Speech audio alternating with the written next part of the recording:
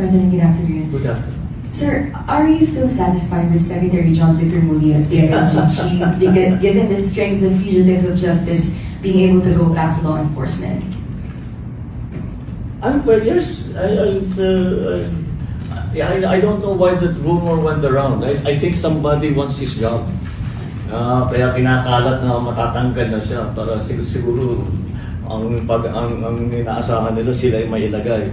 Pero wala kami pinaplano na din. The only latest change in the cabinet was in Dole.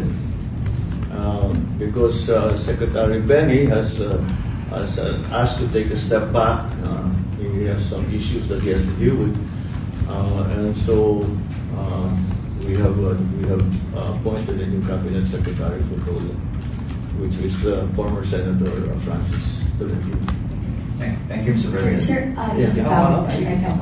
Sir, just on the Senate matters po, Senator Dante Marcoleta said that the Senate presidency of Alan Peter Cayetano is the only one without Malacanang's blessing. What can you say about that? Malacanang doesn't give a rubber stamp to the Senate President. The Senate President is decided by the senators themselves.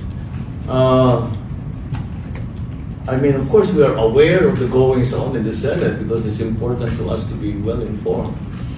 But is he implying that I somehow choose the Senate President? I think you ask any senator, ask me as a former senator, I will laugh in your face because that's simply not true. Uutusan mo yung senador na ito yung buboto mo. parang out of this world yata yung mga usapan na. Okay, salamat po, Mr. President. We have last two questions, Mr. President, from Evelyn Quiroz of Filipino Mirror.